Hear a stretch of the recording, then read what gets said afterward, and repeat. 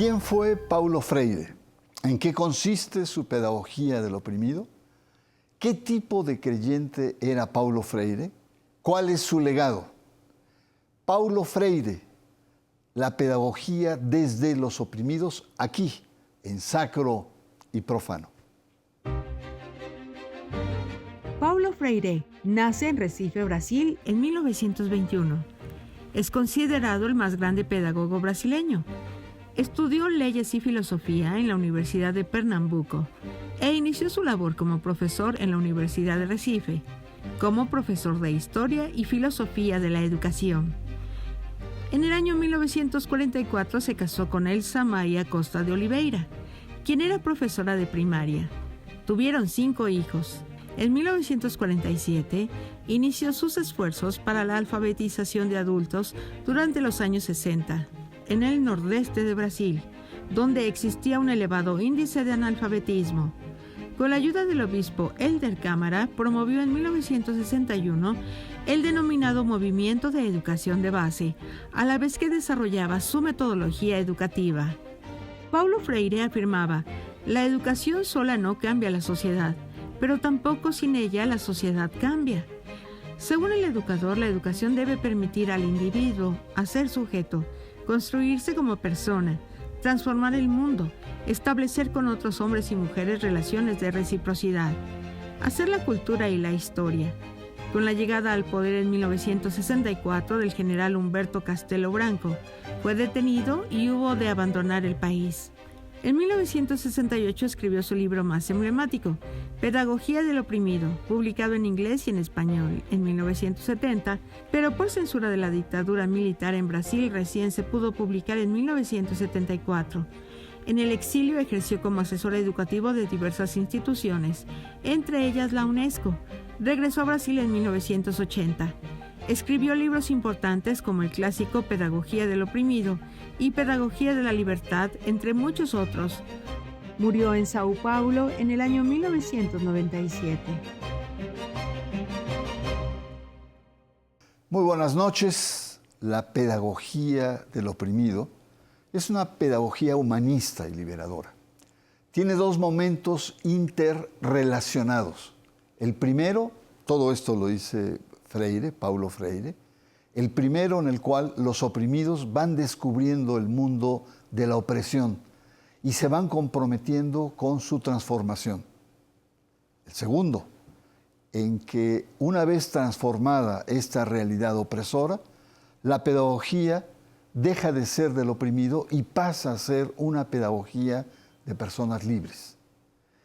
Nos acompaña para evocar la obra de Paulo Freire a los 17 años de su muerte, Pablo Romo, un activista, un experto en teología y sobre todo una persona que sigue o está inspirada en los lineamientos que creó Paulo Freire. Bienvenido, muchas gracias, Pablo. En primera instancia, ¿cómo percibes a este personaje? Es un personajazo. Es una... ¿Cómo lo percibes? ¿Quién fue para ti Paulo Freire? Mira, Paulo Freire yo creo que es uno de los grandes inspiradores de finales del siglo XX para todos los procesos de América Latina, no sé más allá, pero seguramente en muchos otros lugares, en Asia, en África, donde intervino mucho. En fin, yo creo que es un personaje absolutamente fascinante, extraordinario, brillante, conmovedor y muy cercano a la gente, a las personas, a los sencillos, a las personas de a pie.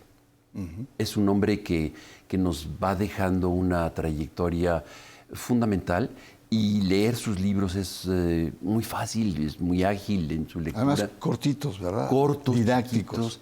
Y va al grano y siempre con anécdotas alrededor que nos ayudan a ilustrar y a entender por qué está pensando lo que piensa y por qué dice lo que dice.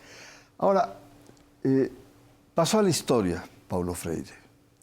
¿Cuáles serían los elementos por los cuales trasciende su etapa y sigue siendo una persona vigente, no solamente en Asia, en África, en Europa? O sea, creó escuelas de pedagogía educativas en casi todo el mundo. Sí, definitivamente es una persona que revolucionó completamente el pensamiento pedagógico, la aproximación a el cómo enseñar. Esta palabra que tiene un sentido tan peyorativo, sobre todo en ciertos espacios de control, de poder, y frente a lo que él va a presentar, a sugerir y a invitar para transformar radicalmente. Él empieza a partir de la necesidad de acercarse y entender a los pobres, a los oprimidos, a los marginados, y desde ahí poder generar un proceso que transforme y que les diga algo de su realidad. Y por eso lo de la palabra generadora es el punto de partida para su pedagogía, ¿no? O sea, en lugar de repetir o hablar de ese oso sí me ama, ¿no? O Rosita, quién sabe qué te acuerdas de esas. Con los que aprendimos a leer. Con los que aprendíamos a leer, efectivamente. Cambia completamente para hablar de temas de la vida real, sobre todo para los adultos, por ahí empieza. La educación hacia los adultos, que transforma radicalmente de ese oso sí me ama, cuando la gente no tenía ni idea de que era un oso, y cuando en realidad empezar con la palabra comida, pan, y cómo se escribe pan, cómo se escribe, cosas elementales, básicas. Que son cercanas. Exactamente, y creo que a partir de ahí revoluciona completamente el sentido, la aproximación de cómo acercarse para presentar y compartir un conocimiento. Muy bien, pues gracias Pablo por esta primera aproximación. Hay que decirle a nuestro auditorio que Paulo Freire nace en unas regiones más pobres de Brasil, que es Recife, que está hacia el norte, que es hasta árido, con muchas enormes carencias económicas, pero sobre todo un enorme nivel de falta de alfabetización, o sea, eran bolsones donde poca gente leía, y Paulo, que además estudió Derecho, no estudió Pedagogía como tal, eso lo hizo después, él se aboca a trabajar. Él viene de una familia incluso pobre. Vamos a una pausa, estamos conversando sobre la obra de Paulo Freire, vamos a ver los elementos pedagógicos a continuación, y usted está en Sacro y Profano.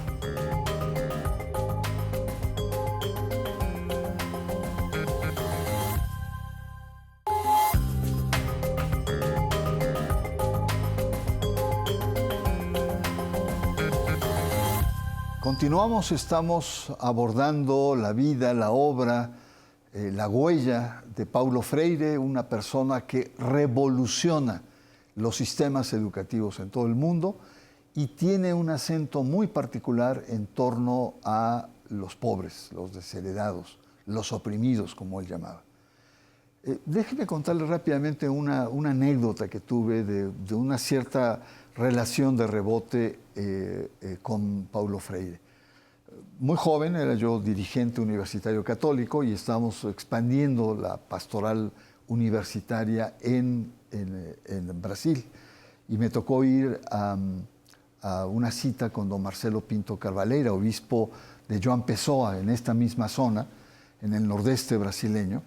Tenía una cita con él y me dijeron, no, espera, aguanta un poquito, una monjita me dijo, porque está estudiando a Gramsci. Y le digo, Antonio Gramsci, sí, está leyendo los cuadernos de la cárcel. Le dije, caray, apenitas había salido en español esos cuadernos. Y ahí me habló mucho de una universidad popular de ingenieros. Y dije, ¿cómo popular de ingenieros? Y entonces él me decía, bueno, pues para poder construir, ¿no? ¿Quién mejor que un albañil que conoce todo lo que significa la construcción? Hay que darle elementos técnicos, lenguaje, etcétera, pero a partir de su experiencia podemos construir o podemos tener muy buenos y calificados ingenieros, igual en el mundo agropecuario, etcétera. Yo me quedé y le digo, ¿de dónde vinieron otras ideas? Pues son ideas de Paulo Freire.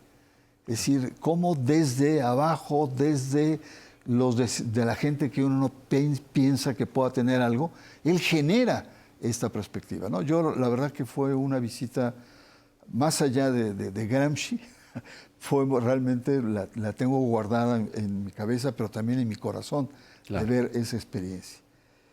Pablo, ¿cuáles fueron los principales aportes en materia educativa y por qué el centro de su postura son los pobres, los oprimidos, los desheredados? Mira, yo creo que es muy importante su biografía, pero también el contexto, y yo creo que parte del contexto.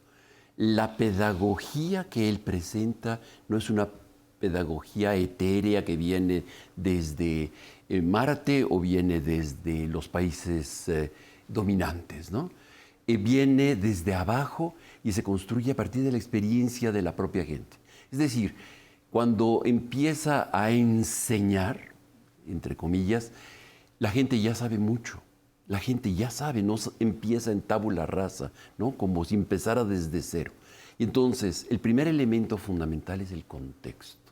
O sea, no podemos nosotros aproximarnos a decir una palabra, a pronunciar una palabra, que es bonito eso, sin entender el contexto, sin saber qué pasa y qué piensa la gente, sobre todo los pobres. Los pobres, los oprimidos, como él llama, van a ser la clave hermenéutica con la cual vamos a entender el mundo, a interpretarlo y a poderle dar palabras.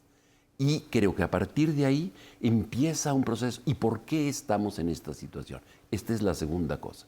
La pregunta es primero, ¿dónde vives? ¿Qué es tu realidad? Pero la segunda, muy pegada a la primera, ¿por qué?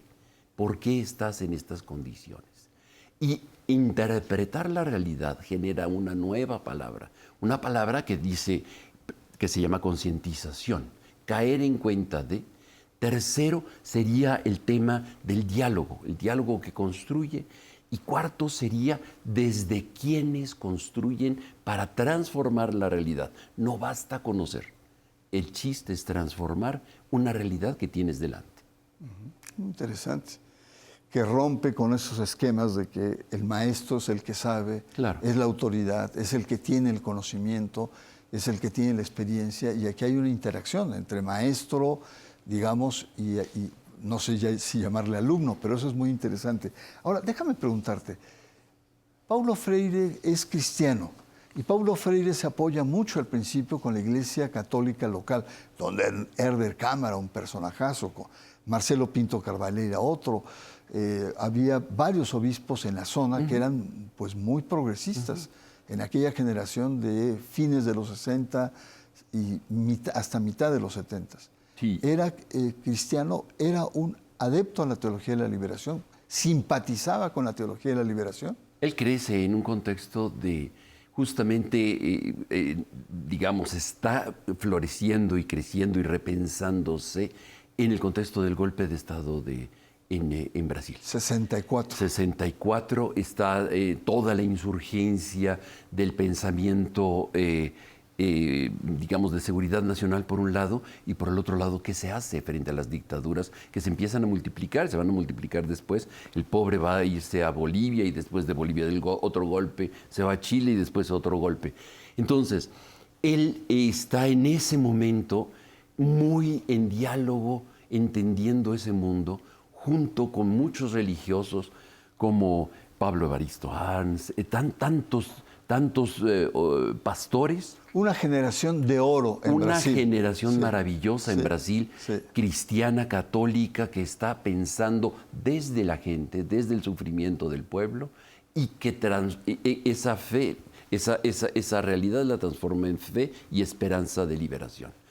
Por eso escribe después la pedagogía del oprimido, desde ese contexto, y él va a participar en estos procesos de diálogo, de búsqueda, tanto cristiana católica como del mundo de transformación de las realidades, sobre todo de opresión, de dictaduras y de liberación. Por eso va a estar en esta misma sintonía, va a crecer y va a seguir reflexionando en torno a esta pertinencia de la necesidad, de la urgencia de transformar la realidad. En 1964 la dictadura lo apresa. Creo que estuvo como 4 meses en prisión. Un poquito menos. Después él se va a Chile y desde Chile él empieza a ser asesor en materia educativa a nivel del ministerio. También le toca, digamos, los albores de una época muy interesante en Chile.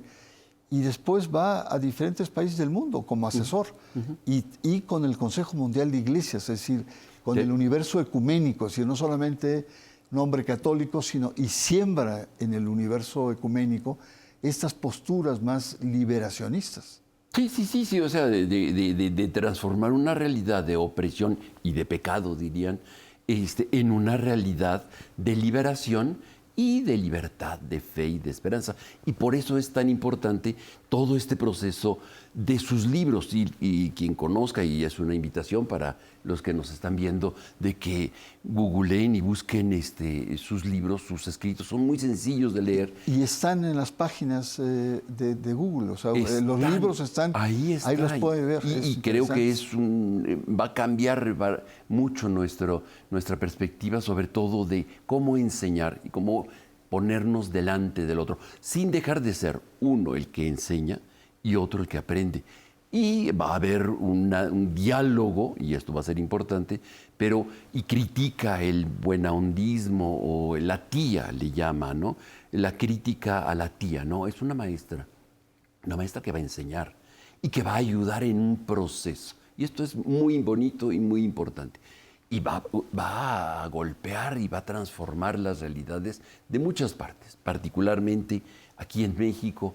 Va, por ejemplo, a generar una transformación radical en muchos espacios. Antes de entrar a México, que me gustaría darle un giro, para rematar en este bloque el tema de educación. Tú decías, Paulo Freire está planteado en la transformación de un mundo desigual. Y es no solamente el que conozca, como decías, sino que se involucre en el cambio de ese mundo, que transforme o trate de transformar ese mundo para alcanzar niveles de dignidad y de libertad de todo ese universo, ¿no?, que consideramos muchas veces un submundo. ¿Qué resultados dio Paulo Freire? Extraordinarios. O sea, yo creo que hay una cuestión donde los adultos empiezan a leer. Y empiezan a leer, imagínate que de las letras pronuncian una nueva realidad. Es un cambio radical.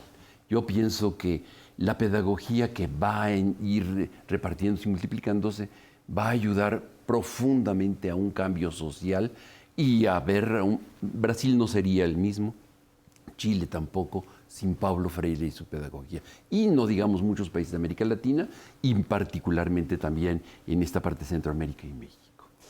Muy bien, Pablo, pues vamos a una pausa. Estamos conversando en torno a la vida, la obra, las propuestas y sobre todo el legado que ha dejado Paulo Freire. Vamos a una pausa. Usted está en Sacro y Profano.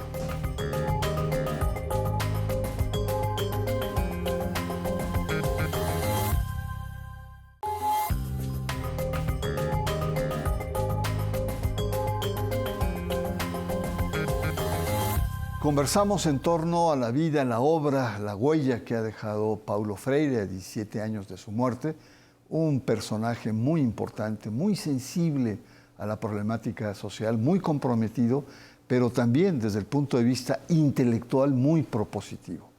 Una persona que la verdad amerita no solamente un programa que lo recuerde, sino un seminario completo de recordar y apropiarse de muchos de sus planteamientos en nuestra realidad actual.